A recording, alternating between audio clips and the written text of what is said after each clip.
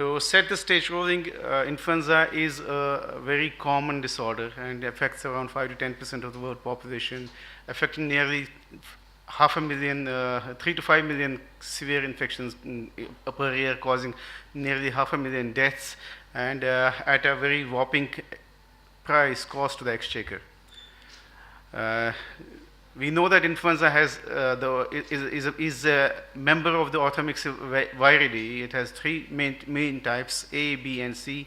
The majority of diseases are caused, influenza diseases caused by A and B viruses, and C causes a mild respiratory illness. The influenza A has on the cell surface two kinds of proteins, the HA and NA. There are 16 HA proteins and 9 NA, and depending on the time of their discovery, they are named as H1, H2, H3 up to H16, and NA is N1, N1, depending on the combination of the virus of the H and the N, the virus gets its name, like H1, N1, H2, N2. Taxonomically, we have first the virus type, then the geographic origin, the strain number, the year of isolation, and the virus type. Clinically, most of the infections are asymptomatic in up to half of the patients, and once the patient gets sick, he gets fever, sore throat, upper respiratory symptoms, cough, running, or stuffy nose. Sometimes a person can have febrile seizures, especially in children, and fever might be prolonged in children and may at times be absent in the elderly. A person who gets sick sheds the virus from 1 day prior to the illness to about 5 days after he gets fever, and in young children and those who are immunocompromised, the virus shedding might be more prolonged, and so they are infective for a longer period of time. Complications can occur, which can include severe complications like pneumonia, adult respiratory distress syndrome, or secondary bacterial infections, and myositis and encephalitis in children. Sometimes there may be unusual complications, like in this case, a diffuse skin rash and subconjunctival hemorrhage that we encountered in one of the patients. Community-acquired pneumonia can occur as a result of influenza, and this is the result of our 225 patients who were admitted from January 2012 to 2014, and influenza formed a substantial number, 15% of the community-acquired pneumonias who required admission were contributed to by influenza. And influenza does contribute to the causation of acute exacerbations of chronic obstructive lung disease. There's a data of around 500 patients that we recruited, and we found that acute exacerbations of COPD were contributed to by influenza in about 40, that was 8% of the total recruited patients. We have a number of diagnostic tests. We generally use the rapid tests and the real-time PCR. In India, we don't have much of data as to how does rapid test behave as against the gold standard of RT-PCR, and this was the study we did, and we found that as against real-time RT-PCR, influenza, this rapid diagnostic tests have a very low sensitivity of only 23%, even though they have a very high specificity, and that is regardless of the age that we recruited or the type of the virus. So they're very good. If a person is reported positive on a rapid test, he is positive, but if he is negative, he can still be positive on the RT-PCR. Talking about influenza in India, there was very limited data prior to 2004, and most of the data that is available is basically concentrated around various outbreaks of influenza. Till 2004, when there was a collaboration between the CDC of the USA and the ICMR, and a cooperative agreement was signed for strain surveillance, and there were 8 sites selected across the country, and they started active surveillance in 2004. This was AIMS and NIB Pune. They were the 2 referral centers where others were the reporting centers. And on the basis of that, this was the first major paper which came from the country from 2004 to 2008 out of nearly 14,000 samples. And the method of diagnosis was virus isolation. That time, 4% of the isolates were grown of patients who had influenza-like illness. And it was equally distributed in H3, H1, or type B. And this is a graphical representation of the same, and you can see that the background gray bars depict the rainfall, whereas the vertical bars with color show the number of positive samples. And you can see that in rainfall, there is an increase in the activity of influenza. This is the latest paper from the network, and in this, nearly 44,000 samples were processed, and 14% were positive for influenza. There was a furor across the country in 2014-15. More than 33,000 confirmed cases of influenza were encountered, and nearly 3,000 deaths. This was a team of 2 MIT scientists who said that the virus that was circulating in the country in the last year was probably mutated on the basis of the NCBI data. And they said that the virus that was circulating last year was more lethal than what we had encountered previously. However, the National Institute of Virology did sequencing of the virus, and they rejected the MIT study, claiming that there was any deadly mutation in these patients. How I got into flu was this workshop just around the pandemic times. That was 2009 November. That was in Delhi on hospital infection control practices, and there I met the CDC functionaries, and I came to know that there was an influenza network working. I requested them that back top in the north of the country, we have a very severe winter and we get respiratory infections. So please let us also do some work on flu.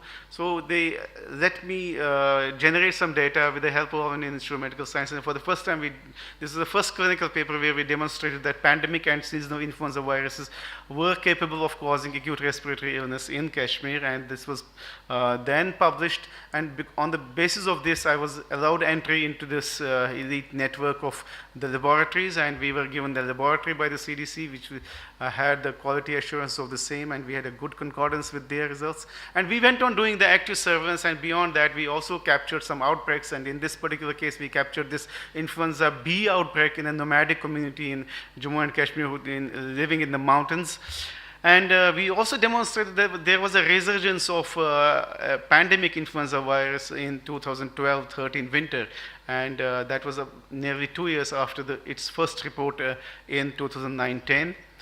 And this is where we demonstrated that most of our activity of influenza is concentrated sometime during the winter, as against the rest of the country, where it occurs mostly around rainfall, which is in the summer months. And this is the total data, and we have shown that highest activity of influenza in the country has been reported from J&K, and it's 18% compared to a varied figure of 9 to 14% in the rest of the cities. And on HA sequencing, we showed that the last year's virus did belong to the same AC California clade 7 and had signature mutations which were true of the clade 7.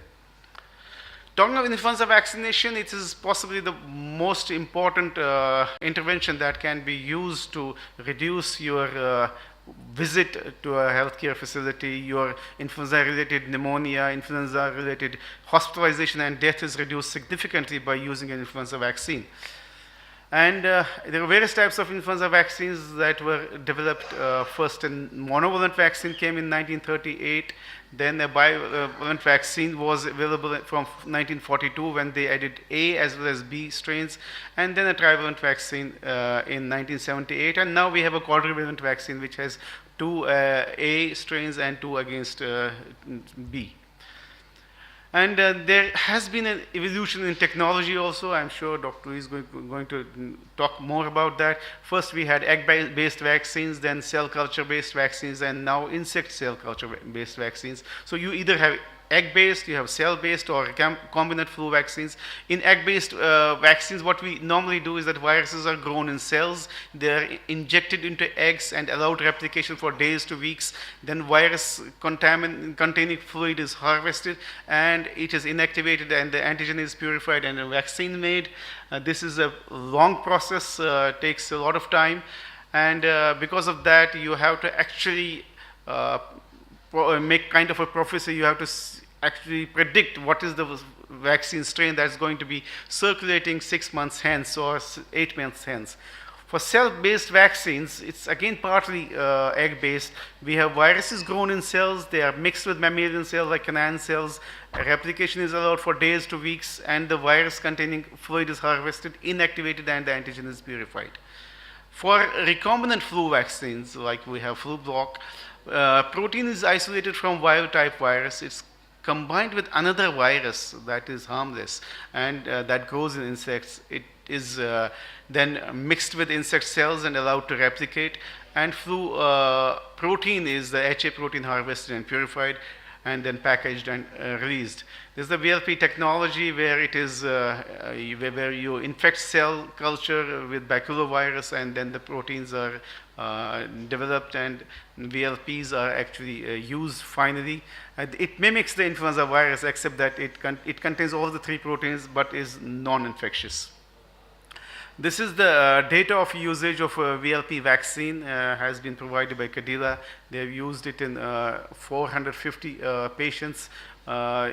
In 300, they used the vaccine. In 150, they used placebo. And 298 completed the trial, 2 discontinued. And they found that there was evidence of seroprotection on day 21 against all the kinds of strains that they were testing against, as H3, H1, as well as type B. And the seroprevalence rates were also high on day 1 against all the 3 types of viruses. An advantage of VLP vaccines is that you don't use eggs, so you can give it in patients who have egg allergy, and it ensures a closer match, genetic match to the circulating strain because it takes lesser time for production. As a result, you have a closer match to the circulating strain. The downside is that it has a shorter shelf life, and there's not much of data available from the age group of 18 to 49. It's less than 18 and beyond 50 years, we don't have data. The real revolution in development of vaccines is possibly these 2 major papers that came in Science and Nature Medicine on the same day in August, where they have actually tried to stabilize the stem of the HA protein by whatever technology they used, so that could be the basis for developing a universal vaccine against all influenza virus types, strain types. We have to use seasonal influenza vaccine in people who are 6 months and beyond of age, and that's the CDC recommendation. And people who are at high risk for influenza-related complications, like those who are less than 6 months or less than 5 years, or people aged more than 50 years, people who have pulmonary, cardiovascular, renal, hepatic, or neurological disorders, people with hematological or metabolic disorders, immunocompromised patients, patients taking long-term aspirin therapy, residents of long-term care facilities, and pregnant people, people who get pregnant during the influenza season, and morbidly obese patients. This is the composition of the vaccine strains for the 2015-16. We have A. California, 2009 H1N1 like virus. Then we have A. Switzerland of the H3N2 variety, B. Phuket, and for quadrivalent vaccine we have another B. So it is recommended that you can use the quadrivalent vaccines, and that the 4th one is the B. Brisbane for that. The CDC has taken a position of no preferential advice for recommendation for a live versus a killed vaccine. What do physician bodies in the country say?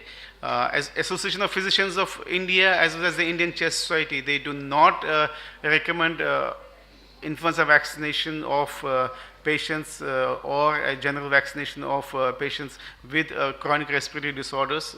They say this evidence is insufficient. However, Indian Academy of Pediatrics in 2013, Geriatric Society of India, and the Federation of Obstetricians and Gynecologists have recommended influenza vaccination in their patients from 2015 onwards. And there was a recent recommendation by the Minister of Health and Family Welfare that healthcare workers who are actively treating patients must get vaccinated against influenza. That is very usual. However, we have also shown that there are gaps in usage of influenza vaccine, and this is one of the board papers where we have been a part. And we have shown here that the uptake of influenza vaccine in patients with chronic obstructive lung disease in India is nearly zero. And that's true of diabetics also. This is a study on diabetics where 1,100 diabetics were included, and only 9% of them were vaccinated against influenza, despite a standing recommendation by the Diabetic Society is that you must vaccinate diabetics against influenza every year. What about pregnancy? And this is again data on 1,000 pregnant females that we screened for any history of influenza vaccination.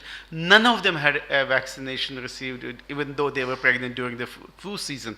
We also asked the 91 obstetricians who were treating them, and we found that only 9 of them were vaccinated themselves, and they had never recommended influenza vaccine to any of their patients.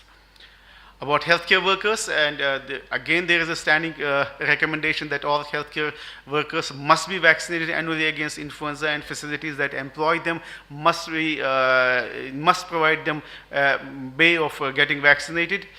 However, the reality is that even in good centers in the world, the vaccination rate touches at best 50 to 60%. We looked at the knowledge, attitude, and practices about the seasonal influenza vaccine amongst healthcare workers in our part of the country. And we found, despite the fact that most of the healthcare workers believing that influenza is a potentially severe disease and believing that there is a vaccine, knowing that there is a vaccine against influenza, only 4% of them had actually received the vaccine. When we asked them, why did you not receive the vaccine, they said they give a variety of reasons, and either the flu vaccine is not effective, I didn't know about the flu vaccines, they gave other reasons sometimes that I'm not at risk for developing influenza. Few said that I have allergy to egg yolk, don't want to get sick. I knew a person who got influenza despite he having got vaccinated for influenza. So yes, there were a variety of reasons that were given. However, there was a death of a patient of a healthcare worker in our hospital, and that resulted in a panic. So employees asked for a vaccine, and they were provided vaccine free of charge.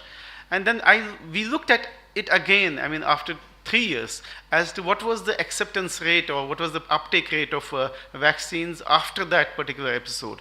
You can see that in nurses, there was a 30 times increase in the vaccination uptake. In other groups, which did not include doctors and nurses, there was a nearly 30 to 40 times increase in the vaccination uptake. However, in doctors, there was only a 2 times increase in the vaccination uptake, which means that doctors were more resistant to change. Another thing I want to emphasize is, which is very important for our country, is when to vaccinate where. We know that influenza follows 3 major patterns of circulation. In the temperate areas of the northern hemisphere, generally peak of influenza activity is from November to March, and you expect vaccination to be done somewhere in fall, say September, October, whereas in the southern hemisphere, influenza activity peaks around April to September, and you expect vaccination to be done somewhere February, March, whereas in tropics and areas adjoining the tropics, there is a year-round circulation of influenza virus across all months of the year.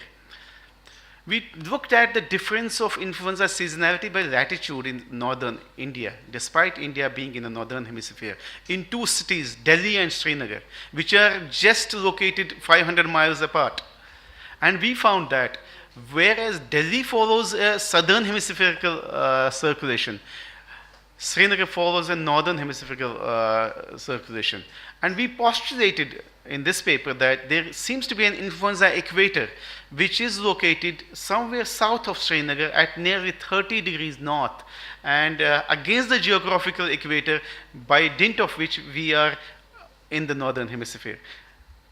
And as a result of that, we looked at these influenza peak circulations across the country, and on the basis of that, we recommend that in Srinagar, people should get vaccinated somewhere in the fall. There is the rest of the country, there is a case for getting vaccinated somewhere in April or May.